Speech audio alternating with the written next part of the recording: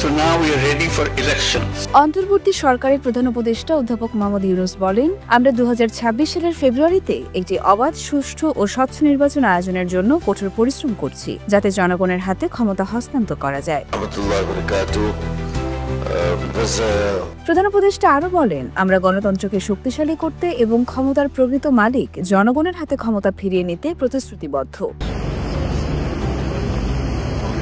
বুধবার মালয়েশিয়ার কুয়ালালামপুরে Malaysia national বিশ্ববিদ্যালয় থেকে সম্মানসূচক ডক্টরেট ডিগ্রি গ্রহণ করে দেওয়া বক্তব্যে প্রধান উপদেষ্টা এইসব কথা বলেন। সামাজিক ব্যবসা প্রসারে অনন্য অবদানের স্বীকৃতি হিসেবে তাকে এই সম্মাননা দেওয়া হয়েছে।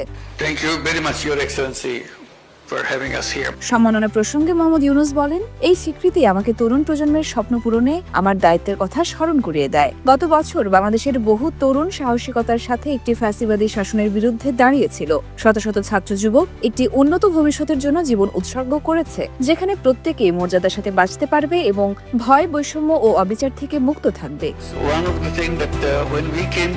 নতুন বাংলাদেশ গড়তে অন্তর্বর্তী সরকার কাজ করছে বলে উল্লেখ করেছেন প্রধান উপদেষ্টা। তিনি বলেন, 2024 সালের জুলাই ও আগস্ট মাসে তরুণদের নেতৃত্বে সংগঠিত অভ্যুত্থান আমাদের জাতীয় পরিচয় ও ভবিষ্যৎ আশার নতুন অর্থ তৈরি করেছে। আজ আমরা এক নতুন বাংলাদেশ গড়তে কাজ করছি, যেখানে শাসন ব্যবস্থা হবে ন্যায়সঙ্গত, অর্থনীতি হবে সবার জন্য অন্তর্ভুক্তিমূলক এবং প্রত্যেকে সমান সুযোগ পাবে সফল হওয়ার জন্য। আমাদের সরকার শান্তি ও স্থিতিশীলতা নিশ্চিত করার দিকে মনোযোগী রয়েছে।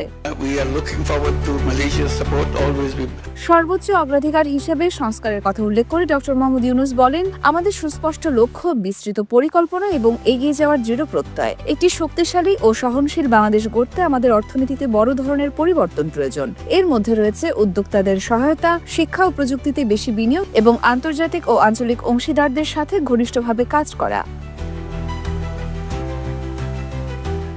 মোহাম্মদ ইউনূস বলেন, আজকের অন্যতম বড় বিপদ হলো সম্পদ ক্রমেই কয়েকজন মানুষের হাতে কেন্দ্রীভূত হচ্ছে। এর ফলে বৈষম্য ও অবিচার সৃষ্টি হয়। আমাদের যা দরকার তা হলো একটি অন্তর্ভুক্তিমূলক অর্থনীতি, যেখানে সম্পদ ন্যায্যভাবে ভাগ হবে এবং প্রত্যেক মানুষ মর্যাদা ও উদ্দেশ্য নিয়ে বাঁচার সুযোগ পাবে। অনুষ্ঠানে অন্যান্যের মধ্যে মালয়েশিয়ার উচ্চ শিক্ষামন্ত্রী জামরি আব্দুল কাদের এবং ইউকেএম এর ভাইস চ্যান্সেলর অধ্যাপক সুফিয়ান জুসো উপস্থিত ছিলেন। योरमा शायर जहान, देशकाल news. So we can go to normal running of the country.